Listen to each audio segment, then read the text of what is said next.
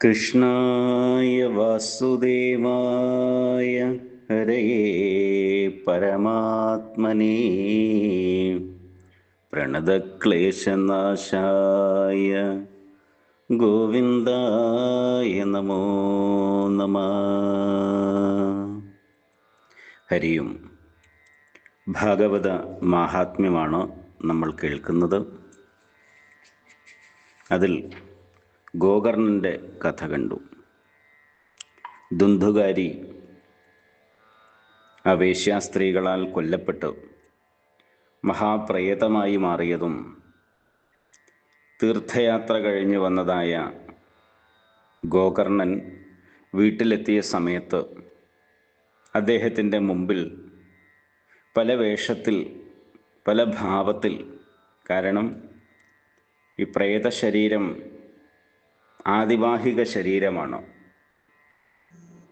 നമ്മുടെ ഭൗതിക ശരീരം പോലെ ഒരു ശരീരം അതിന് ഇല്ലാത്തതുകൊണ്ട് അതിന് ഏത് വേണമെങ്കിലും സ്വീകരിക്കാം, പക്ഷേ സ്ഥായിയായിട്ട് നിൽക്കാൻ സാധിക്കില്ല. അതുകൊണ്ടാണ് ഇടയ്ക്ക് ഒരാടിനെ പോലെ, ആനയെ പോലെ ഒക്കെ ഈ ഗോകർണൻ്റെ മുമ്പിൽ വന്ന് അവ്യക്തമായി ചില ശബ്ദങ്ങളൊക്കെ ഉണ്ടാക്കുന്നതായിട്ടുള്ള, അതായത് ഈ ഗോകർണനുമായിട്ട് സംസാരിക്കാൻ അല്ലെങ്കിൽ സംവദിക്കാൻ വേണ്ടി ആഗ്രഹിക്കുന്ന ദുന്ധുകാരിയുടെ പ്രേതത്തിന് ഉച്ചരിക്കാൻ സാധിക്കുമായിരുന്നില്ല. കാരണം വായിൽ തീക്കനലൊക്കെ ഇട്ടിട്ടാണല്ലോ അത് മരിച്ചത്. അതുകൊണ്ട് അങ്ങനെ ഗോകർണൻ മന്ത്രങ്ങളൊക്കെ ജപിച്ച് ആ മന്ത്രം ജപിച്ച ജലം ഈ പ്രേതത്തിൻ്റെ ദേഹത്തേക്ക് തെളിച്ച സമയത്താണ് അതിന് സംസാരിക്കാൻ സാധിച്ചത്. കാരണം ആ മന്ത്രശക്തിയുടെ പ്രഭാവം കൊണ്ട് അതിൻ്റെ പാപം കുറച്ച് കുറഞ്ഞ സമയത്ത് അതിന് സംസാരിക്കാൻ സാധിച്ചു. അപ്പോഴാണ് പറയുന്നത് താൻ തൻ്റെ സഹോദരനാണ്, ഗോകർണൻ്റെ ജ്യേഷ്ഠനായിട്ടുള്ള ദുന്ധുകാരിയാണെന്നും തനിക്ക് കിട്ടിയ ശിക്ഷയായിട്ടാണ് ഇങ്ങനെ ഒരു അവസ്ഥ വന്നതും എന്നുള്ളതും പറഞ്ഞു. തന്നെ രക്ഷിക്കണമെന്ന് ദീനദീനം വിലപിച്ചതായ ദുന്ധുകാരിയോട് പ്രേതാവസ്ഥയിൽ നിന്നും മോചനം നേടുന്നതിനുള്ള ഏറ്റവും ശ്രേഷ്ഠമായ കർമ്മമാണ് ഗയാശ്രാദ്ധം. ആ ഗയാശ്രാദ്ധം നിനക്ക് വേണ്ടി ഞാൻ ചെയ്തു എന്ന് പറഞ്ഞ സമയത്ത് ദുന്ധുകാരി ദുഃഖിതനായി, അല്ലെങ്കിൽ സങ്കടത്തോടുകൂടി, വ്യഥയോടുകൂടി പറയുന്നത്, 100 ഗയാശ്രാദ്ധം ചെയ്താൽ പോലും മോചനം കിട്ടാത്ത അത്രയും വലിയ മഹാപാപങ്ങൾ ഞാൻ ചെയ്തു കൂട്ടിയിട്ടുണ്ട് എന്ന് പറയണം. ഇതാണ് ജീവിച്ചിരിക്കുമ്പോൾ ചെയ്യുന്ന സത്കർമ്മങ്ങളാണ് നമ്മുടെ കൂടെ വരുന്നത്. ആ കാര്യങ്ങൾ പലപ്പോഴും ജീവിച്ചിരിക്കുമ്പോൾ മനുഷ്യൻ ചിന്തിക്കാറില്ല. ആരോഗ്യമുള്ള സമയത്ത് അന്യായങ്ങളും അനർത്ഥങ്ങളും മറ്റുള്ളവരെ ദ്രോഹിക്കാനുമുള്ള കാര്യങ്ങൾ ചെയ്തു കഴിഞ്ഞാൽ അതെല്ലാം പിന്നീട് നമ്മൾ അനുഭവിക്കേണ്ടി വരും. താൻ നിരന്തരം ചെയ്യുന്ന കർമ്മങ്ങൾ താൻ അനുഭവിച്ചിടുകന്നേ വരൂ എന്നാണല്ലോ പറയുന്നത്. ചെയ്യുന്ന നല്ല കർമ്മങ്ങളുടെ ഫലമാകട്ടെ ചീത്ത കർമ്മങ്ങളുടെ ഫലമാകട്ടെ അത് ഒന്നും വിട്ടൊഴിയാതെ നമുക്ക് അനുഭവിക്കേണ്ടി വരും.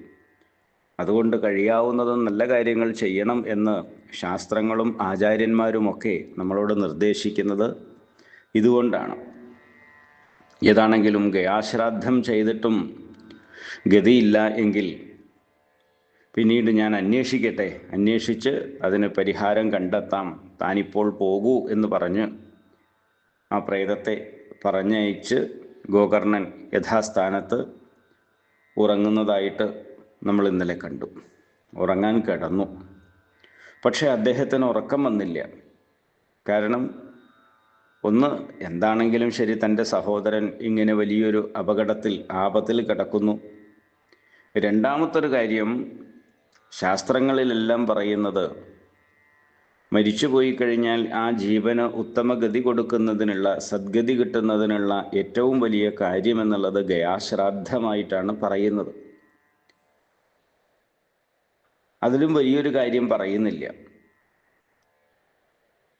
എന്നാൽ ഗയാശ്രാദ്ധം കൊണ്ടുകൂടി ഗതി കിട്ടാത്ത പക്ഷം ഇനി എന്ത് ചെയ്താണ് ആ പ്രേതാവസ്ഥയിൽ നിന്ന് അദ്ദേഹത്തിന് മോചനം നൽകേണ്ടത് എന്ന ചിന്ത അദ്ദേഹത്തെ വല്ലാതെ അലട്ടാൻ തുടങ്ങി.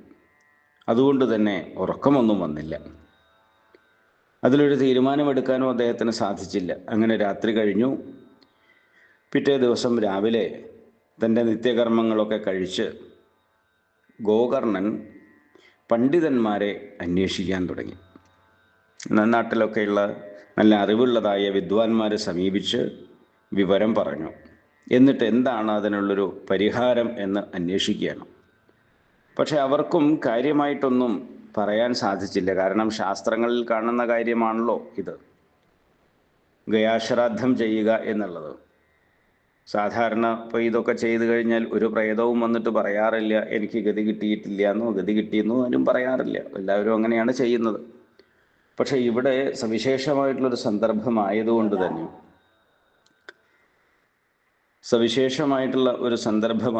തന്നെ മാത്രമല്ല ഗോകർണൻ വലിയ ശാസ്ത്ര പണ്ഡിതനുമാണ്. അതുകൊണ്ട് അവർക്കൊന്നും കൃത്യമായിട്ട് ഒരു മറുപടി പറയാൻ സാധിച്ചില്ല. നിരാശനായിട്ടുള്ള ഗോകർണനാവട്ടെ ഇനി എന്തു ചെയ്യും എന്ന് വിചാരിച്ച് കർമ്മസാക്ഷിയായിട്ടുള്ള സൂര്യനെ തപസ്സനുഷ്ഠിക്കാൻ വേണ്ടി തീരുമാനിച്ചു. സർവ വിദ്യകളുടെയും ദേവനാണ് സൂര്യൻ, ആദിത്യൻ എന്നാണ് സങ്കല്പം. അതുകൊണ്ട് തന്നെ ആദിത്യനെ തപസ് ചെയ്യാൻ തീരുമാനിച്ചു. അതിൻ്റെ ഫലമായിട്ട് ആദിത്യൻ പ്രത്യക്ഷപ്പെട്ടു. ഇതേ ആവശ്യമുന്നയിക്കുകയാണ്. ഈ മഹാപ്രേതമായിരിക്കുന്ന ദുന്ദുകാരിക്ക് എങ്ങനെയാണ് സദ്ഗതി കിട്ടുക, അല്ലെങ്കിൽ ആ പ്രേതാവസ്ഥയിൽ നിന്ന് മോചനം കിട്ടുക എന്നുള്ളതാണ് അദ്ദേഹത്തിൻ്റെ ചോദ്യം. ആദിത്യ ഭഗവാനാകട്ടെ ഭാഗവത സപ്താഹ ശ്രവണം കൊണ്ട് ദുന്ദുകാരിക്ക് ഗതി കിട്ടും, സംശയമേ വേണ്ട എന്ന് പറയുകയാണ്. ആ പ്രേതത്തെ ഭാഗവത സപ്താഹം കേൾപ്പിച്ചാൽ മതി എന്ന് പറഞ്ഞു. എന്താണെങ്കിലും ചോദ്യത്തിന് ഉത്തരം കിട്ടിയതുകൊണ്ട് ഗോകർണൻ വളരെ സന്തുഷ്ടനായി. അദ്ദേഹം പിറ്റേ ദിവസം മുതൽക്ക് തന്നെ ഒരു ഭാഗവത സപ്താഹം ആരംഭിക്കാൻ തയ്യാറായിട്ട് എല്ലാ ഒരുക്കങ്ങളും ചെയ്തു. അന്നിപ്പോൾ ഇതുപോലെ ഭാഗവത സപ്താഹമൊന്നും കാര്യമായിട്ടില്ലല്ലോ. അപ്പോൾ ഏതാണെങ്കിലും ഗോകർണൻ സ്വയം അത് ചെയ്യാൻ തീരുമാനിച്ചു. അങ്ങനെ ഈ പ്രേതത്തെ വിളിച്ചു വരുത്തിയിട്ട് പിറ്റേ ദിവസം മുതൽക്ക് തന്നെ നടക്കാൻ പോകുന്നതായിട്ടുള്ള ആ ഭാഗവത സപ്താഹ യജ്ഞത്തെ വളരെ ശ്രദ്ധയോടുകൂടിയിട്ട് ശ്രവണം ചെയ്യണം എന്ന് പറയുകയാണ്. കാരണം തൻ്റെ ഈ അവസ്ഥയിൽ വലിയ ദുഃഖത്തിലും വിഷമത്തിലുമായിരുന്നു ഈ ദുന്ദുകാരിയുടെ പ്രേതം. അതുകൊണ്ട് തന്നെ ആ പ്രേതത്തോട് ഗോകർണൻ പറയുന്നുണ്ട്, ഞാൻ നിനക്ക് വേണ്ടി ഒരു സപ്താഹം നടത്തുകയാണ്. ആദിത്യ ഭഗവാൻ പറഞ്ഞിട്ടുണ്ട് നീ അത് കേട്ടുകഴിഞ്ഞാൽ ആ പ്രേതാവസ്ഥയിൽ നിന്ന് മോചനം കിട്ടും എന്നുള്ളത്. അതുകൊണ്ട് നീ ശ്രദ്ധയോടു കൂടിയിട്ട് അത് കേൾക്കണം എന്ന് പറഞ്ഞു. എന്തെങ്കിലും ഒരു പോംവഴി കിട്ടിയാൽ മതി എന്ന് വിചാരിച്ചിരുന്നതായിട്ടുള്ള ഈ പ്രേതത്തിനാകട്ടെ അത് സമ്മതവുമായിരുന്നു. പക്ഷേ ഒരു പ്രശ്നം അവിടെ വന്നത്, ഈ പ്രേതത്തിന് സ്ഥിരമായിട്ട് ഒരു സ്ഥലത്ത് ഉറച്ചു നിൽക്കാൻ കഴിയില്ല എന്നുള്ളതാണ്. കാരണം വായവീയ ശരീരം എന്ന് പറയും, ആദിവാഹിക ശരീരം എന്നൊക്കെ പറയും ഈ പ്രേതാവസ്ഥയിലുള്ള ശരീരം. അത് നമ്മുടെ ഈ പഞ്ചഭൗതിക ശരീരം പോലെയല്ല. നമ്മുടെയൊക്കെ ശരീരം എന്ന് പറഞ്ഞു കഴിഞ്ഞാൽ ഈ പഞ്ചഭൂതങ്ങളെ കൊണ്ട് ഉണ്ടാക്കിയതാണ്, ഭൗതികമായിട്ടുള്ളതാണ്. അപ്പോൾ അതുകൊണ്ട് നമുക്കൊരു കസേരയിൽ ഇരിക്കുകയോ ബാക്കിയൊക്കെ ചെയ്യാം. എന്നാൽ ഈ പ്രേതാവസ്ഥയിലുള്ള ശരീരം എന്ന് പറയുന്നത് ഇങ്ങനെയല്ല. അതിൽ വായവീയ അംശമാണ് കൂടുതലുള്ളത്. അതുകൊണ്ട് തന്നെ ഈ അപ്പൂപ്പന്താടി കാറ്റത്ത് അങ്ങോട്ടും ഇങ്ങോട്ടും പറക്കുന്നത് പോലെ അത് അങ്ങോട്ടും ഇങ്ങോട്ടും സഞ്ചരിക്കും, വായവീയ ശരീരമായതുകൊണ്ട്. അപ്പോൾ ഒരു സ്ഥലത്ത് ഉറച്ചു നിൽക്കാൻ ഈ പ്രേത ശരീരത്തിന് സാധിക്കില്ല. പിന്നെ ഇങ്ങനെ കഥ കേൾക്കും. അതുകൊണ്ട് അതിനൊരു വഴി ഇദ്ദേഹം കണ്ടെത്തിയത്, അവിടെ ഒരു മുള, 7 കമ്പുള്ളതായിട്ടുള്ള ഒരു മുള അവിടെ കുഴിച്ച് നാട്ടി ഗോകർണൻ. അതിലൊരു ഒരു ദ്വാരമുണ്ടായിരുന്നു. ആ ദ്വാരത്തിൽ ഈ പ്രേതം കയറിയിരുന്നു. അപ്പോൾ അതിനകത്ത് സുരക്ഷിതമായിട്ടൊരു പക്ഷി കൂട്ടിൽ കയറിയിരിക്കുന്നത് പോലെ ഈ പ്രേതം ആ ദ്വാരത്തിലൂടെ ആ മുളയുടെ ഉള്ളിൽ കയറിയിരുന്നു. കഥ കേൾക്കാം, കാരണം മുളയുടെ ഉള്ളു പൊള്ളയാണ്. അങ്ങനെ 7 കമ്പുള്ളതായിട്ടുള്ള മുളയുടെ ഉള്ളിൽ കയറി ഈ പ്രേതം ഇരുന്നു. അവിടെ ഇരുന്ന് സുഖമായിട്ട് ഈ കഥ കേൾക്കാൻ തുടങ്ങി. ഗോകർണനാവട്ടെ വേണ്ടതായിട്ടുള്ള രീതിയിൽ ആ ഭാഗവതം ആരംഭിച്ചു. ഇവിടെ പ്രേതമാണെങ്കിൽ ഇരുന്ന് കഥ കേൾക്കാൻ തുടങ്ങി. അല്ലാത്ത ആളുകളുണ്ട്, ആവാത്ത ആളുകളും ധാരാളമുണ്ട്. അതായത് ജീവനുള്ള ആളുകളും അവിടെ ധാരാളമുണ്ട്. കൂട്ടത്തിൽ ഈ പ്രേതത്തിന് വേണ്ടിയാണ് കഥ കേൾക്കുന്നത്, അല്ലെങ്കിൽ ഭാഗവതം ചെയ്യുന്നത്. അതുകൊണ്ട് പ്രേതവും ഈ മുളയുടെ ഉള്ളിൽ ഇരിക്കുന്നുണ്ട്. അങ്ങനെ ഒന്നാമത്തെ ദിവസം വളരെ നല്ല രീതിയിൽ ഈ ഭാഗവത പാരായണം, അതുപോലെ ജനങ്ങൾക്ക് വേണ്ടി അതിൻ്റെ കുറച്ച് കഥയൊക്കെ പറഞ്ഞു കൊടുക്കലായിട്ടുള്ള കാര്യങ്ങളൊക്കെ ചെയ്തു. ഒന്നാമത്തെ ദിവസം ഈ പാരായണമൊക്കെ കഴിഞ്ഞതോടുകൂടി ആ മുളയുടെ ഒരു കമ്പ് പൊട്ടുന്നതായിട്ടുള്ള ഒരു ശബ്ദം കേട്ടു. മുളയുടെ ഒരു കമ്പ് പൊട്ടുക എന്നുള്ള രീതിയിലുള്ള ഒരു ശബ്ദം. അതാരും അത്ര കാര്യമാക്കിയില്ല, കാരണം എന്തോ ഒരു ശബ്ദം കേട്ടു, അതെന്താണെന്ന് അറിയില്ലല്ലോ. അങ്ങനെ ആ ഒരു കമ്പ് പൊട്ടി. ക്രമേണ ഓരോ ദിവസവും ഈ പാരായണം കഴിയുന്ന സമയത്ത് ഈ മുളയുടെ ഓരോ കമ്പ് പൊട്ടുന്ന ഒരു ശീലം അല്ലെങ്കിൽ ഒരു സംഭവം ഉണ്ടായി.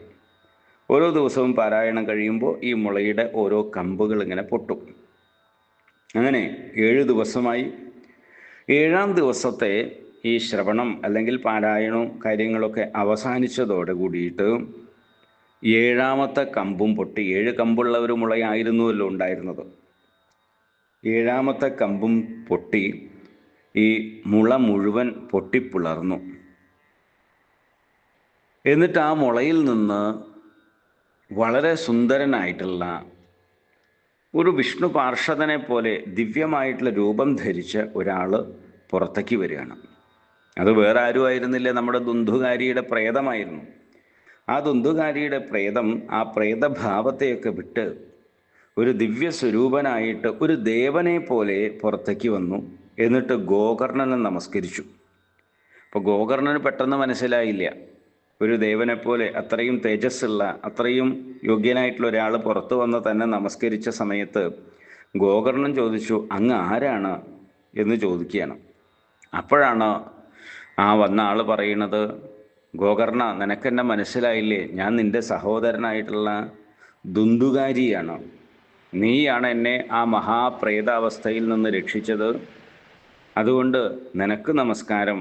മാത്രമല്ല, എൻ്റെ ഈ മഹാപ്രേതത്തെ അവസ്ഥയിൽ നിന്ന്, ഏറ്റവും വലിയ ദുരിതത്തിൽ നിന്ന് എന്നെ രക്ഷിച്ചതായിട്ടുള്ള ദിവ്യ ഔഷധമാകുന്ന ഈ ശ്രീമദ് ഭാഗവതത്തിനും നമസ്കാരം എന്ന് പറഞ്ഞ് ദുന്ധുകാരി നമ്മുടെ ഗോകർണനെയും ശ്രീമദ് ഭാഗവതത്തെയും വീണ് നമസ്കരിക്കാൻ തുടങ്ങി. കാരണം ദാഹിച്ചു പൊരിയുന്നവന് കുറച്ച് വെള്ളം കിട്ടുമ്പോഴാണല്ലോ ജലത്തിൻ്റെ മഹിമ മനസ്സിലാവുക. അല്ലാത്ത ആൾക്ക് ചിലപ്പോൾ വെള്ളത്തിൻ്റെ വലിയ മഹത്വം എന്നുള്ളത് പറയാനും അറിയാനൊക്കെ സാധിക്കും. പക്ഷേ അനുഭവ തലത്തിൽ വരുമ്പോഴാണ് അതിൻ്റെ ആ ഒരു വിഷമം മനസ്സിലാവുക. വയറുവേദനയ്ക്ക് മരുന്ന് നല്ലതാണെന്ന് നമുക്കൊക്കെ അറിയാം. പക്ഷേ വയറുവേദന സഹിക്കാൻ കഴിയാതെ വന്ന് ഇരിക്കാനോ നടക്കാനോ നിൽക്കാനോ കഴിയാതെ വിഷമിക്കുന്ന ഒരാൾക്ക് വയറുവേദനയ്ക്കുള്ള ഒരു സിദ്ധ ഔഷധം കിട്ടി ആ വയറുവേദനയൊക്കെ മാറി അദ്ദേഹം പൂർണ്ണ ആരോഗ്യത്തിലേക്ക് വരുമ്പോൾ ഉണ്ടാകുന്നതായിട്ടുള്ള ആ ഒരു സന്തോഷം, അതാണിപ്പോൾ ഈ ദുന്ധുകാരിക്ക് ഉണ്ടായത്. കാരണം മഹാപ്രേതാവസ്ഥയിൽ കുറേ നാൾ അലഞ്ഞതാണ്.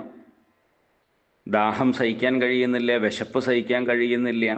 ഗതികിട്ട പ്രേതമെന്നുള്ളത് ദുരിതം അനുഭവിക്കുന്നതായിട്ടുള്ള ഒരു അവസ്ഥയാണ്. അതിൽ നിന്ന് പുറത്തു വന്നതായിട്ടുള്ള ആ ദുന്ധുകാരിയാണിപ്പോൾ ഗോകർണനെയും ശ്രീമദ് ഭാഗവതത്തെയും വളരെയധികം പുകഴ്ത്തി വീണ് നമസ്കരിച്ച് നന്ദി പറയുന്നത്. അപ്പോഴേക്കും ഈ ദുന്ധുകാരിയെ അവിടുന്ന് കൊണ്ടുപോകാൻ വേണ്ടിയിട്ട് വൈകുണ്ഠലോകത്തിൽ നിന്ന് വിഷ്ണു പാർഷദന്മാർ വിമാനവും കൊണ്ടുവന്നു.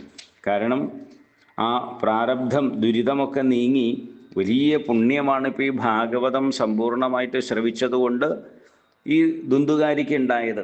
അതുകൊണ്ട് തന്നെ പുണ്യങ്ങളുള്ള ആളുകൾക്ക് നരകലോകങ്ങൾ ഒരിക്കലും കിട്ടില്ല.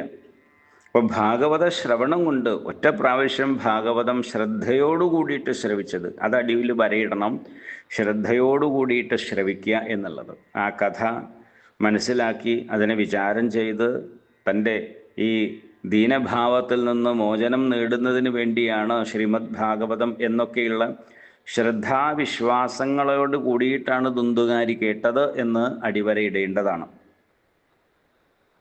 അപ്പോൾ അങ്ങനെ ആ കേട്ടതോടു കൂടിയിട്ട് അദ്ദേഹത്തിൻ്റെ പാപങ്ങളൊക്കെ തീർന്ന് വലിയ പുണ്യമുണ്ടായതുകൊണ്ട് തന്നെ വൈകുണ്ഠലോകത്തിലേക്ക് ഈ ദുന്ദുകാരിയെ കൊണ്ടുപോകുന്നതിന് വേണ്ടി വിഷ്ണു പാർഷദന്മാർ ഒരു വിമാനവുമായിട്ട് എത്തിച്ചേർന്നു.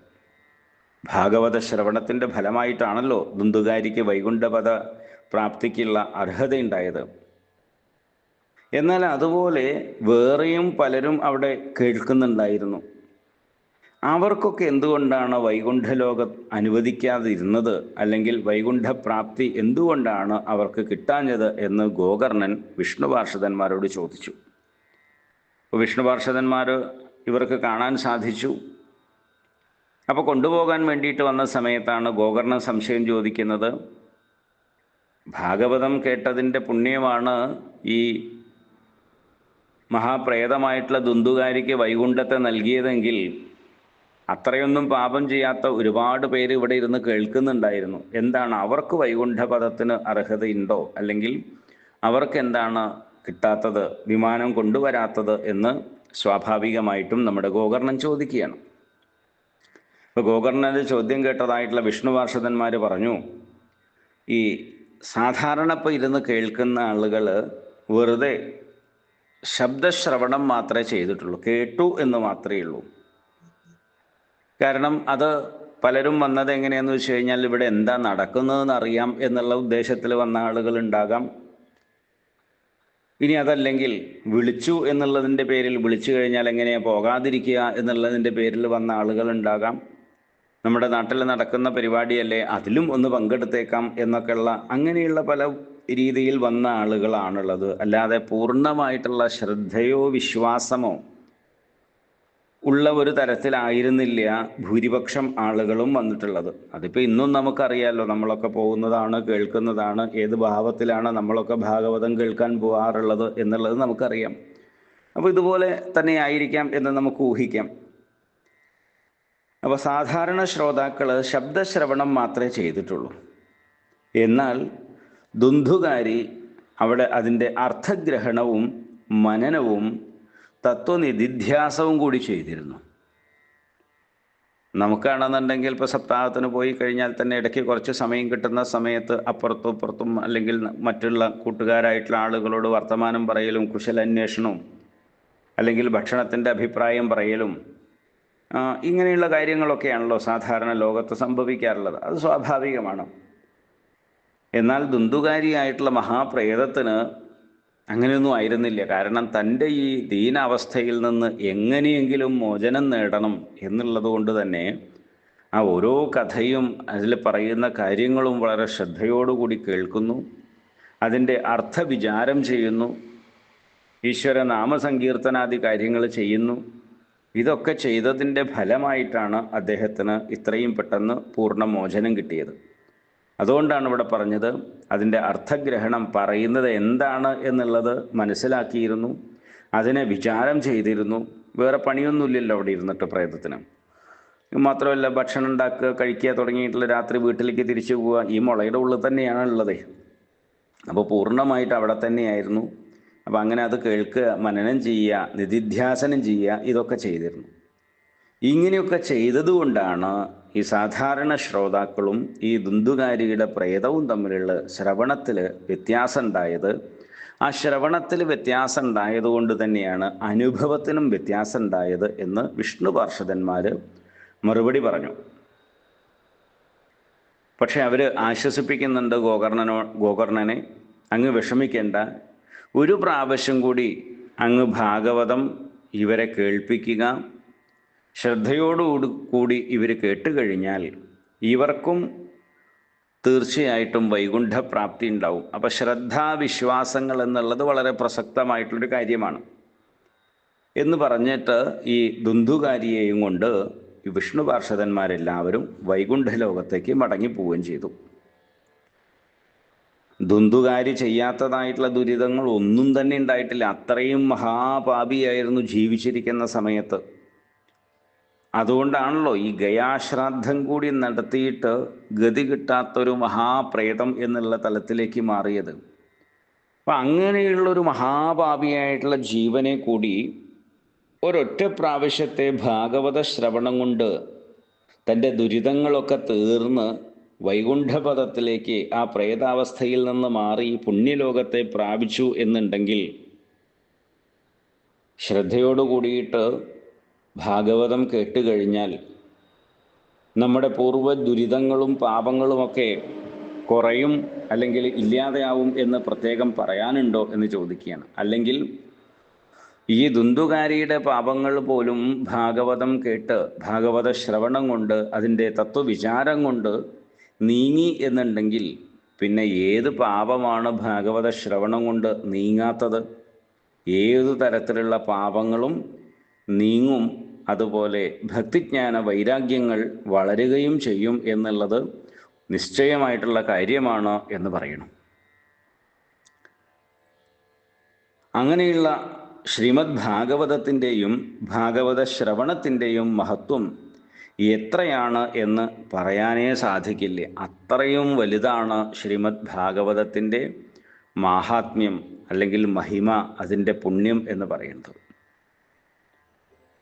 അതുകൊണ്ടാണ് നമ്മുടെ വീടുകളിലൊക്കെ കുറച്ച് സമയമെങ്കിലും ശ്രീമദ് ഭാഗവതം, കൂടുതൽ കഴിയില്ലെങ്കിലും ശ്ലോകാർദ്ധം ശ്ലോകപാദം വാ എന്നൊക്കെ പറഞ്ഞിട്ടുണ്ടല്ലോ. ഒരധ്യായം വായിക്കാൻ സാധിച്ചു കഴിഞ്ഞാൽ വളരെ വിശേഷമായിട്ടുള്ളതാണ്.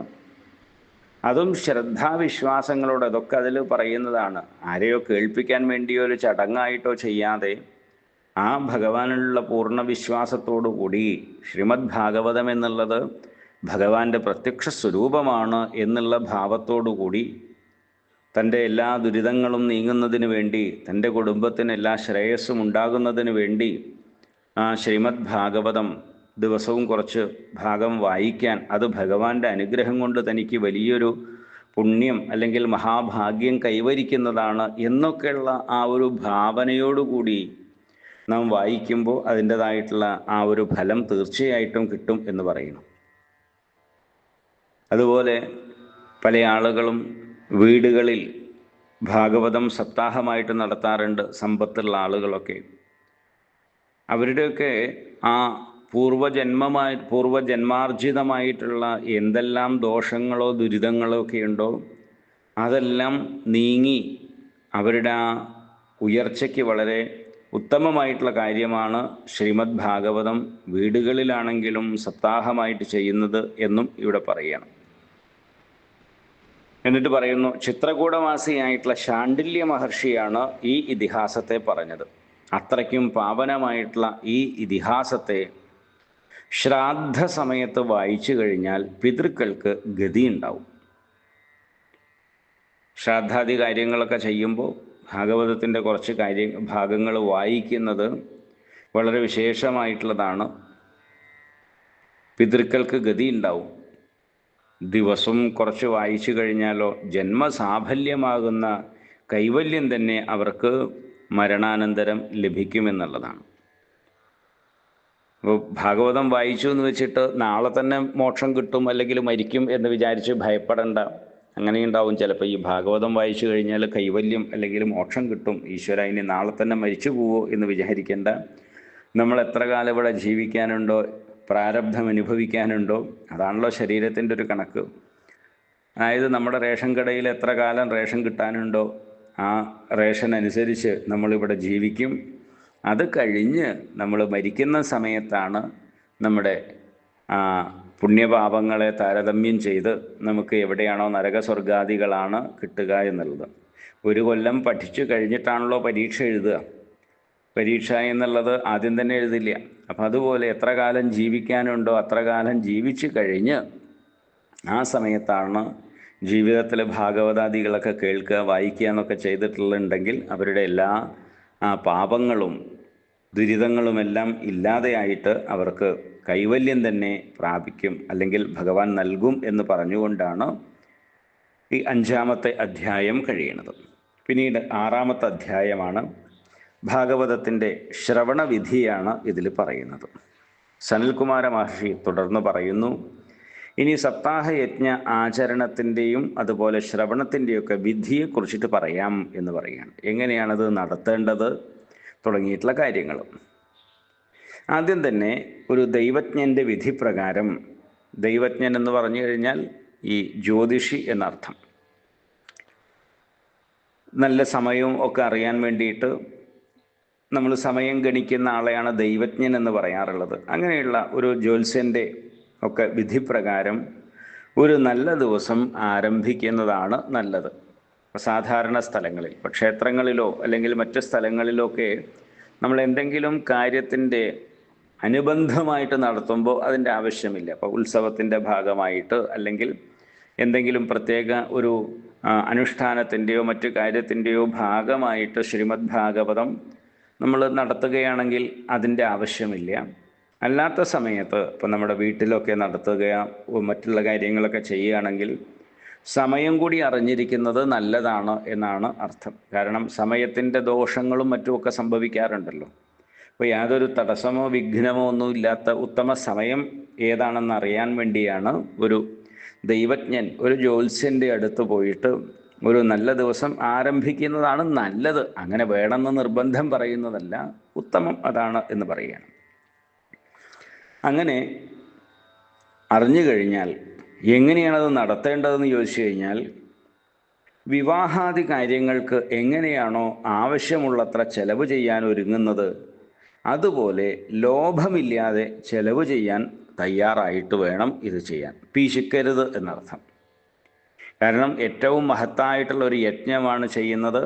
ഭഗവാൻ ഏറ്റവും പ്രിയപ്പെട്ട അല്ലെങ്കിൽ തൻ്റെ എല്ലാ ദോഷങ്ങളും നീങ്ങാൻ ഒക്കെ സാധിക്കുന്ന മഹത്തായിട്ടുള്ളൊരു യജ്ഞമാണ്. അപ്പോൾ അതുകൊണ്ട് തന്നെ ഒരു ഗൃഹസ്ഥൻ തൻ്റെ ഏറ്റവും പ്രിയപ്പെട്ട മകൻ്റെയോ മകളുടെയോ വിവാഹം എങ്ങനെയാണോ യാതൊരു പിശുക്കുമില്ലാതെ വളരെ ആർഭാടമായിട്ട് അല്ലെങ്കിൽ വളരെ സന്തോഷത്തോടു കൂടിയിട്ട് നിർവഹിക്കുന്നത്, അതുപോലെ തന്നെ യാതൊരു ലോഭവുമില്ലാതെ പിശുക്കില്ലാതെ ചെലവ് ചെയ്യാൻ തയ്യാറായിട്ട് വേണം ഒരു സപ്താഹം നടത്തേണ്ടത് എന്ന് പറയുകയാണ്.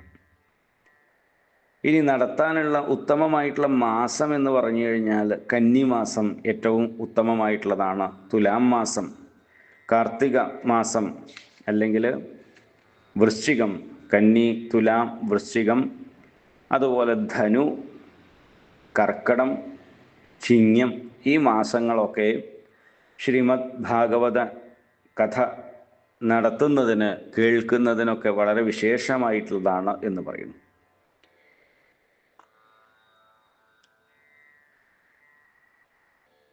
ഇത് വളരെ ശ്രേഷ്ഠമായിട്ടുള്ള സമയമാണ്. മറ്റത് മോശമെന്നല്ല, ഇത് ഉത്തമമായിട്ടുള്ളൊരു സമയമാണ് എന്ന് ഇവിടെ പറയുന്നുണ്ട്. ഈ പറയപ്പെട്ട മാസങ്ങൾക്ക് പുറമേയുള്ള മാസങ്ങൾ അത്ര ഗുണമല്ല എന്നാണ് അർത്ഥം. നടത്താൻ പാടില്ല എന്നുള്ളതൊന്നുമില്ല. പക്ഷേ ഇത് ഉത്തമമായിട്ടുള്ള സമയങ്ങളാണ് എന്നുകൂടി പറയുന്നു. ഇനി ആരെങ്കിലും ഒരാൾ സപ്താഹയജ്ഞം നടത്താൻ ഒരുങ്ങുന്നു എന്ന് വന്നു കഴിഞ്ഞാൽ മറ്റുള്ള ആളുകളൊക്കെ യഥാശക്തി സഹായ സഹകരണങ്ങളെ കൊണ്ട് അതിൽ സംബന്ധിക്കേണ്ടത് വളരെ ആവശ്യമാണ്. കാരണം ഒരാൾ നടത്തുന്നു, പക്ഷെ എല്ലാവർക്കും ചിലപ്പോൾ അത് നടത്താൻ സാധിക്കില്ല. അപ്പോൾ അങ്ങനെ ഒരാൾ നടത്തുന്നുണ്ടെങ്കിൽ നമ്മുടെ കഴിവിനനുസരിച്ച് നമ്മളതിൽ പങ്കാളിയാകുന്നതും വലിയ പുണ്യമാണ്. കാരണം ഇത്രയും വലിയൊരു മഹായജ്ഞത്തിന് നമ്മുടേതായിട്ടുള്ളൊരു പങ്കാളിത്തം എന്നുള്ളത് സാധിക്കുന്ന രീതിയിൽ അതും വലിയ ഉത്തമമായിട്ടുള്ളൊരു കാര്യമാണ് എന്ന് പറയുന്നു. അതിൽ സംബന്ധിക്കുക, പങ്കെടുക്കുക. ഇനി ഈ നടത്തുന്ന ആൾ ഇങ്ങനെ ഒരു സപ്താഹം നടത്താൻ തീർച്ചപ്പെടുത്തി കഴിഞ്ഞാൽ നാടുതോറും വിവരം അറിയിക്കണം എന്നുള്ളതാണ്. എല്ലാ ആളുകളെയും അറിയിക്കാനുള്ളതായ ഒരു വ്യവസ്ഥ ചെയ്യണം. കാരണം കേൾക്കാൻ താല്പര്യമുള്ള ആളുകളൊക്കെ ഉണ്ടെങ്കിൽ അവരറിഞ്ഞാലല്ലേ വരാൻ പറ്റൂ. തൊട്ടടുത്ത് ഇങ്ങനെ ഒരു പരിപാടി നടക്കുന്നുണ്ടായിരുന്നു. കഴിഞ്ഞപ്പോഴാണ് അറിഞ്ഞത്. അയ്യോ, പങ്കെടുക്കാൻ സാധിച്ചില്ല, വലിയ വിഷമമായി എന്ന് പറഞ്ഞു കഴിഞ്ഞാൽ അതൊരു മോശമാണ്.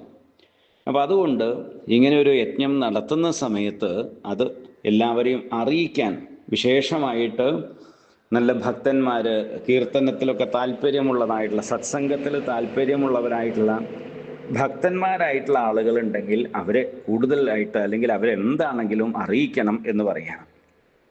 അതിനുശേഷം നല്ല വിശാലമായ ശുദ്ധമായിട്ടുള്ളൊരു സ്ഥലം വേണം ഇത് തിരഞ്ഞെടുക്കാൻ, സപ്താഹം നടത്താൻ വേണ്ടിയിട്ട്. അങ്ങനെ സ്ഥലം നടത്തി അവിടെ ശുദ്ധി വരുത്തുക. എന്നിട്ട് ഒരു വേദി ഉണ്ടാക്കുക. നേരെ മധ്യത്തിലായിട്ട് ഒരു വേദി ഉണ്ടാക്കുക. വേദിയും വേണ്ടത്ര ശുദ്ധിയുള്ളതായിരിക്കണം. അതുപോലെ അലങ്കാരങ്ങളൊക്കെ ചെയ്യണം. കുലവാഴ കൊണ്ട്, തോരണങ്ങളെ കൊണ്ട്, മാലകളെ കൊണ്ട്, പൂക്കളെ കൊണ്ട്, വെറ്റില, പഴുക്കടയ്ക്ക ഇവ കൊണ്ടൊക്കെ അലങ്കരിക്കണം വേദി നന്നായിട്ട്. കണ്ടു കഴിഞ്ഞാൽ തന്നെ വലിയ ഒരു ആനന്ദമുണ്ടാകുന്ന തരത്തിൽ വളരെ മനോഹരമായിട്ട് ആ വേദിയെ അലങ്കരിക്കണമെന്നുള്ളതാണ്. നല്ല രീതിയിൽ ഒരു ചൈതന്യം തോന്നുന്ന രീതിയിൽ, അല്ലെങ്കിൽ വലിയൊരു മനസ്സിന് ആകർഷണീയത തോന്നുന്ന രീതിയിൽ വേണം ആ പന്തൽ അല്ലെങ്കിൽ വേദിയൊക്കെ അലങ്കരിക്കാൻ. ഇനി ആ വേദിയുടെ സ്റ്റേജിൻ്റെ മധ്യത്തിൽ ഒരു പീഠമൊക്കെ വെച്ച്, മനോഹരമായിട്ടൊരു പീഠം വെച്ച് അവിടെ ഭഗവാന്റെ വിഗ്രഹത്തെ പ്രതിഷ്ഠിക്കുക. നല്ല ഭംഗിയുള്ള, നല്ല സുന്ദരമായിട്ടുള്ള ഒരു വിഗ്രഹത്തെ അവിടെ പ്രതിഷ്ഠിക്കുക. അതിൻ്റെ അടുത്ത് തന്നെ വക്താവിന് വേണ്ടിയിട്ട് ഉത്തമമായിട്ടുള്ള ഒരു ആസനം കൽപ്പിക്കുക. വക്താവ് എന്ന് പറഞ്ഞു കഴിഞ്ഞാൽ ആരാണോ കഥ പറയുന്നത് അയാൾക്ക് വേണ്ടിയിട്ട് ഒരു ആസനം കൽപ്പിക്കുക. വേദിയുടെ മറ്റു ഭാഗത്തൊക്കെ ആയിട്ട് വിരക്തന്മാരും വൈഷ്ണവ ഭക്തന്മാരും ഒക്കെ ഇരിക്കുക. അതായത് സ്റ്റേജിൻ്റെ അടുത്തായിട്ട് അല്ലെങ്കിൽ ബാക്കിയുള്ള സ്ഥലങ്ങളിൽ വിരക്തന്മാരായിട്ടുള്ള ആളുകൾ, ആദ്യം മുമ്പിലിരിക്കേണ്ടത് അങ്ങനെയുള്ള ആളുകളാണ് എന്നാണ് പറയുന്നത്. കാരണം ഭക്തന്മാരായിട്ടുള്ള ആളുകൾ, വിരക്തന്മാരായിട്ടുള്ള ആളുകൾ, ഒറ്റ വാക്കിൽ പറഞ്ഞു കഴിഞ്ഞാൽ ഈ മുമ്പിൽ വർത്തമാനം പറയുന്ന ആളുകൾ വന്നിരിക്കരുത് എന്നർത്ഥം.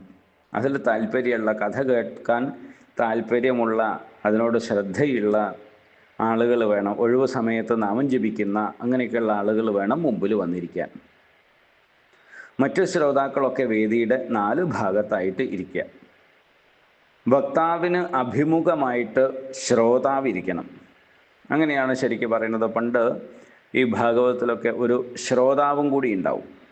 അതായത് ഈ 7 ദിവസവും കൃത്യസമയത്ത് വന്ന് ഒരാൾ മുമ്പിലിരിക്കുക. അതെന്തിനാന്ന് ചോദിച്ചു കഴിഞ്ഞാൽ പ്രധാനമായിട്ടുള്ള ഒരാൾ, എല്ലാ ശ്രോതാക്കളും അങ്ങനെ ഇരിക്കണമെന്നുള്ളതാണ്. കൃത്യമായിട്ട് വന്ന് തുടങ്ങുന്ന ആ സമയം മുതൽ ഈ ആരംഭിച്ച് അവസാനം വരെ ശ്രദ്ധയോടുകൂടി അവിടെ കേട്ട് എല്ലാവരും ഇരിക്കണമെന്നുള്ളതാണ്. പക്ഷേ എല്ലാവർക്കും ചിലപ്പോൾ അങ്ങനെ സാധിക്കാത്തത് കൊണ്ട് ഒരാളെ പ്രത്യേകം ശ്രോതാവായിട്ട് സങ്കല്പിച്ചിരുത്താറുണ്ട്. അയാളോട് കഥ പറയുന്ന രീതിയിലാണ് ഈ കാര്യങ്ങളൊക്കെ പറയുന്നത്. അപ്പോൾ അതുകൊണ്ടാണ് വക്താവും ശ്രോതാവും എന്നുള്ളതായിട്ടുള്ള ഒരു സങ്കല്പം. മറ്റത് എന്താ പറ്റുന്നതെന്ന് വെച്ച് കഴിഞ്ഞാൽ ഓരോരുത്തർ വരുന്നു പോകുന്നു, ഒരിക്കലും ഒരു കണ്ടിന്യൂറ്റി അതിന് കിട്ടില്ല. അപ്പോൾ ആ രീതിയിൽ ഈ വക്താവിൻ്റെ മുൻപിലായിട്ട് ശ്രോതാവിനെ ഇരുത്തണം എന്നാണ് പറയുന്നത്. അഭിമുഖമായിട്ട് വേദശാസ്ത്രങ്ങളിലൊക്കെ അറിവുള്ള, ഭാഗവതത്തിൽ സവിശേഷമായിട്ട് പാണ്ഡിത്യമുള്ള ആളും മറ്റു പുരാണങ്ങളും ഇതിഹാസങ്ങളും ഒക്കെ സാമാന്യമായിട്ട് അറിയുന്ന ആളും, അതുപോലെ വൈഷ്ണവ ദീക്ഷ വരിച്ചതായിട്ടുള്ള ഒരു ബ്രാഹ്മണനായിരിക്കണം വക്താവ്. മറ്റെന്തെല്ലാം യോഗ്യതകളുണ്ടെങ്കിലും ഈ വിഷ്ണു ദീക്ഷ വരിക്കാത്ത ആളുകൾ ഭാഗവതത്തിന് അധികാരികളല്ല എന്നാണ് പറയുന്നത്. വൈഷ്ണവ ദീക്ഷ എന്ന് പറഞ്ഞു കഴിഞ്ഞാൽ സാമ്പ്രദായികമായിട്ട് ഒരു ആചാര്യനിൽ നിന്ന് ഉപദേശങ്ങളൊക്കെ വാങ്ങി അനുഷ്ഠാനം ചെയ്യുക എന്നർത്ഥം. ഇനി വക്താവ് യജ്ഞം ആരംഭിക്കുന്നതിന് തലേ ദിവസം തന്നെ ക്ഷൗരം ചെയ്ത് ദീക്ഷ വരിക്കുക, തലയൊക്കെ മുണ്ടനം ചെയ്യണം എന്നാണ് പറയുന്നത്. ശ്രോതാവ് വക്താവിനെ മംഗളപദാർത്ഥങ്ങളോടുകൂടി എതിരേറ്റ് സ്വീകരിച്ച് വസ്ത്രം, മാല തുടങ്ങിയതൊക്കെ കൊടുത്ത് ഇരുത്തണം. ഇപ്പം നമ്മൾ ആചാര്യഭരണം എന്നൊക്കെ പറയാറുണ്ടല്ലോ ഇന്ന്. അപ്പോൾ നമ്മുടെ ഈ ഒരു യജ്ഞത്തിന് വേണ്ടി വക്താവായി ആചാര്യനായി അദ്ദേഹത്തെ സ്വീകരിക്കുന്നു എന്നുള്ള ഭാവത്തിൽ ശ്രോതാവാണത് ചെയ്യേണ്ടത്, മുഖ്യമായിട്ട് ചെയ്യുന്ന ശ്രോതാവ്. കാരണം അദ്ദേഹത്തിന് വേണ്ടിയാണല്ലോ ഈ യജ്ഞം നടത്തുന്നത്. അപ്പോൾ അദ്ദേഹത്തെ മംഗളപദാർത്ഥങ്ങളോടുകൂടി എതിരേറ്റ് സ്വീകരിച്ച് ഇരുത്തണം എന്നുള്ളതാണ്. മാത്രമല്ല അദ്ദേഹത്തെ ശുഗബ്രഹ്മർഷിയായിട്ട് കാണണം എന്നാണ് പറയുന്നത്. എന്നിട്ട് പറയുന്നു, ശുഗസ്വരൂപിയായിട്ടുള്ള ഹേ മഹാത്മാവേ, ഭാഗവത ഉപദേശമാകുന്ന ജ്ഞാനം കൊണ്ട് എൻ്റെ അജ്ഞാനത്തെ നശിപ്പിക്കണേ എന്ന് പ്രാർത്ഥിച്ച് വന്ദിക്കണം അദ്ദേഹത്തെ. ശുഗരൂപ പ്രബോധജ്ഞ സർവശാസ്ത്രവിശാരദ ഏതത് കഥാപ്രകാശേന മതജ്ഞാനം വിനാശയ എന്ന് പ്രാർത്ഥിക്കുന്നുണ്ടല്ലോ. അപ്പോൾ ഈ ഭാഗവത ശ്രവണം കൊണ്ട് എൻ്റെ അജ്ഞാനങ്ങളും ദോഷങ്ങളും ഒക്കെ നീങ്ങാൻ അങ്ങ് അനുഗ്രഹിക്കണം എന്ന് പറഞ്ഞിട്ട് അദ്ദേഹത്തെ നമസ്കരിക്കുകയും വേണം. അതുപോലെ ഭാഗവതത്തിനെയും നമസ്കരിക്കണം. ഭാഗവത സ്വരൂപിയായിട്ടുള്ള ഭഗവാനെ, ഞാൻ അങ്ങയെ സർവാത്മന ശരണം പ്രാപിച്ചു കഴിഞ്ഞിരിക്കുന്നു. കാരണം ഭാഗവതം പ്രത്യക്ഷത്തിലുള്ള ഭഗവത് സ്വരൂപം തന്നെയാണ്. ഈ ശ്രവണത്തിൽ കൂടി എന്നെ ഈ സംസാരത്തിൽ നിന്ന് ഉദ്ധരിക്കണേ എന്ന് പ്രാർത്ഥിച്ച് വന്ദിക്കണം. നിർവിഘ്ന പരിസമാപ്തിക്ക് വേണ്ടി ഗണപതി പൂജ നടത്തണം. വാദ്യമേളങ്ങളോടും ശംഖനാദത്തോടൊക്കെ കൂടി ശ്രീകൃഷ്ണ പൂജയും, ശ്രീകൃഷ്ണൻ ബുദ്ധിയ അല്ലെങ്കിൽ ശ്രീകൃഷ്ണ പരമാത്മാവ് തന്നെയാണ് എന്നുള്ള ഭാവത്തിൽ ഭാഗവത ഗ്രന്ഥപൂജയും നടത്തിക്കഴിഞ്ഞതിന് ശേഷം വേണം കഥാകഥനം ആരംഭിക്കാൻ. കാരണം അതിലെ ശ്രദ്ധയും വിശ്വാസവും ഒക്കെ ഉണ്ടാവണം. അതിനു വേണ്ടിയിട്ടാണ് പറയുന്നത് ഗണപതി പൂജ അല്ലെങ്കിൽ ഗണപതി ഹോമം തുടങ്ങിയിട്ടുള്ള കാര്യങ്ങൾ ചെയ്യുക. അതുപോലെ തന്നെ ശംഖനാദം, വാദ്യമേളങ്ങൾ ഇതൊക്കെ നടത്തി ശ്രീകൃഷ്ണ പൂജ ആദ്യം ചെയ്യുക, ഭാഗവത ഗ്രന്ഥത്തെ പൂജിക്കുക. അതൊക്കെ കഴിഞ്ഞതിന് ശേഷം കഥ ആരംഭിക്കാം. വക്താവിൻ്റെ പാർശ്വത്തിലായിട്ട് വക്താവുണ്ടല്ലോ, നമ്മുടെ കഥ പറയുന്ന ആൾ, അദ്ദേഹത്തിൻ്റെ പാർശ്വത്തിലായിട്ട് അദ്ദേഹത്തെ സഹായിക്കാനായിട്ട് അതുപോലെ വേറൊരാൾ കൂടി ഉണ്ടായിരിക്കണം എന്ന് പറയുകയാണ്. എന്തെങ്കിലും അദ്ദേഹത്തിന് ബുദ്ധിമുട്ടോ അല്ലെങ്കിൽ സംശയമോ എന്തെങ്കിലുമൊക്കെ വന്നു കഴിഞ്ഞാൽ അത് പറഞ്ഞു കൊടുക്കാൻ പറ്റുന്ന രീതിയിൽ അറിവുള്ള ഒരാൾ കൂടി ഉണ്ടാവണം. ദോഷങ്ങളൊക്കെ നീങ്ങുന്നതിന് വേണ്ടി ദിവസവും വിഷ്ണു സഹസ്രനാമം ജപിക്കേണ്ടതാണ്. അതുപോലെ ഇടവേളകൾ ഉണ്ടാവും. കഥാലാപം നിർത്തുമ്പോൾ, ഇപ്പോൾ നമ്മൾ കഥ പറഞ്ഞുകൊണ്ടിരിക്കുമ്പോൾ ഇടയ്ക്ക് ഇടവേളയൊക്കെ ഉണ്ടാവും. ആ ഇടവേളയിൽ നിർത്തുമ്പോഴൊക്കെ കീർത്തനാലാപം നടന്നുകൊണ്ടിരിക്കണം. നാമസങ്കീർത്തനം അല്ലെങ്കിൽ എന്തെങ്കിലുമൊക്കെ കീർത്തനങ്ങളൊക്കെ ഉള്ളതായിട്ടുള്ള ആ ഒരു കീർത്തനാലാപാദി കാര്യങ്ങൾ. കാരണം ഒരു ദൈവീകമായിട്ടുള്ള ഒരു ഭക്തിസാന്ദ്രമായിട്ടുള്ള അന്തരീക്ഷം അവിടെ ഉണ്ടാകുന്നതിന് അതിനു വേണ്ടി ഒരു 5-6 ആളുകളെ തന്നെയെങ്കിലും പ്രത്യേകം കരുതണം എന്നാണ് പറയുന്നത്. അതിനുവേണ്ടി അങ്ങനെ ചെയ്യുന്ന ആളുകളെ നമ്മൾ അതിനു വേണ്ടിയിട്ട് പ്രത്യേകം പറഞ്ഞ് അവരോട് ഏർപ്പാടാക്കുക. അപ്പോൾ ഒഴിവ് സമയങ്ങളിൽ അവർ നാമജപാതി കാര്യങ്ങളൊക്കെ ചെയ്യും. അങ്ങനെ ഒരു 5-6 ആളുകളെ അതിന് പ്രത്യേകം നമ്മൾ ഏർപ്പാടാക്കേണ്ടതാണ് എന്നുകൂടി പറയണം. വക്താവും ശ്രോതാവും നമ്മൾ പറഞ്ഞുവല്ലോ, കഥ പറയുന്ന ആളും കേൾക്കാനിരിക്കുന്ന ആളും. കഥാഭംഗം വരാതിരിക്കാനായിട്ട് സന്ധ്യാവന്ദനാദി കർമ്മങ്ങളെ, നിത്യകർമ്മങ്ങളെ ചുരുക്കിയിട്ട് ചെയ്യണം. കാരണം നിത്യം ചെയ്യുന്നതായിട്ടുള്ള നാമജപം ഉണ്ടാവും, സന്ധ്യാവന്ദനാദി കാര്യങ്ങളുണ്ടാകും. അത് ഈ സപ്താഹ സമയത്ത് ചുരുക്കിയിട്ട് ചെയ്യണം എന്നുള്ളതാണ്. കാരണം അത് വിസ്തരിച്ച് ചെയ്യാൻ പോയി കഴിഞ്ഞാൽ നമ്മുടെ കഥ മുഴുവൻ നമുക്ക് കേൾക്കാനോ പറയാനോ സാധിക്കില്ല. അപ്പോൾ അതുകൊണ്ട് അത് ചുരുക്കി ചെയ്യണം. അതുപോലെ തന്നെ ഈ കഥാശ്രവണ സമയത്ത് ആഹാരത്തെയും യഥാശക്തി ചുരുക്കേണ്ടതാണ് എന്ന് പറയുന്നു. ഭക്ഷണവും ചുരുക്കുക. ഈ സപ്താഹം സദ്യ നടത്താൻ വേണ്ടിയിട്ടല്ല ചെയ്യുന്നത്. ഈ സപ്താഹത്തിൻ്റെ ഭാഗവതത്തിൻ്റെ മഹത്വവും അതിൻ്റെ പുണ്യവും അറിയാത്തതുകൊണ്ടാണ് ഈ ഭാഗവതത്തിന് ഭക്ഷണത്തിൻ്റെ സദ്യയുടെ പിന്നാലെ പോകുന്നത്. സദ്യ ഊണ് കഴിക്കാൻ വേണ്ടിയിട്ടല്ലല്ലോ നമ്മൾ സപ്താഹത്തിന് പോണത്. അപ്പോൾ അതുകൊണ്ട് ആഹാരം വളരെ ചുരുക്കണം എന്നാണ് പറയുന്നത്. ഈ തീരെ ആഹാരം കഴിക്കാതെ കേൾക്കാൻ പറ്റിയാതെ ഏറ്റവും നല്ലതാണ്. അത് പലപ്പോഴും സാധിക്കാത്തത് കൊണ്ട് ഏറ്റവും മിതമായ തോതിൽ ആഹാരത്തെ നിയന്ത്രിക്കണം. ഭക്ഷണം ഏറ്റവും മിതമായിട്ടുള്ള രീതിയിൽ, ഏറ്റവും ലളിതമായിട്ടുള്ള ഭക്ഷണമായിരിക്കണം ഈ സപ്താഹത്തിന് വേണ്ടത് എന്ന് പറയുന്നു. നടത്തുന്ന ആളുകളാണെങ്കിൽ വരുന്ന ആളുകൾക്ക് എല്ലാ രീതിയിലും നേരത്തെ പറഞ്ഞു യാതൊരു പിശുക്കുമില്ലാതെ വേണം ഇത് സംഘടിപ്പിക്കാൻ എന്ന് പറയുന്നത്. ഒരു ഈ തനിക്ക് ഏറ്റവും ഇഷ്ടപ്പെട്ട ഒരു മകൻ്റെയോ മകളുടെയോ കല്യാണത്തിന് ഈ സംഘടിപ്പിക്കുന്ന ആൾ ഒന്നിലും കുറവ് വരുത്താൻ പാടില്ല എന്ന് നേരത്തെ പറഞ്ഞിട്ടുണ്ട്. അപ്പോൾ ഭക്ഷണ കാര്യത്തിലും പരമാവധി നല്ല സാത്വികമായിട്ടുള്ള നല്ല ഭക്ഷണം ആവശ്യത്തിന്, അതായത് ഒരാൾക്കും കിട്ടാതെ വരരുത്, അവിടെ പിന്നെ പിശുക്കരുത് എന്നുള്ളത് പറഞ്ഞതുകൊണ്ടാണ്. അപ്പോൾ കൊടുക്കുന്ന ആൾ നല്ല മനസ്സോടുകൂടി നിറഞ്ഞ മനസ്സോടുകൂടി സാത്വികമായിട്ടുള്ള ഭക്ഷണം കൊടുക്കുക. പക്ഷെ വരുന്ന ആളുകൾ ഈ ഭക്ഷണത്തിന് പായസം ഉണ്ടായില്ല, അല്ലെങ്കിൽ ഉപ്പ് കുറഞ്ഞു പോയി, സാമ്പാർ ഒന്നുകൂടി തിളയ്ക്കാമായിരുന്നു, ഈ രീതിയിലുള്ള കേൾവിക്കാരായിട്ടുള്ള കേൾക്കാൻ പോണ ആളുകൾ സദ്യ കഴിക്കാൻ പോകുന്നതല്ല എന്നുള്ള ബോധം കേൾക്കുന്ന ആളുകൾക്കാണ് വേണ്ടത്.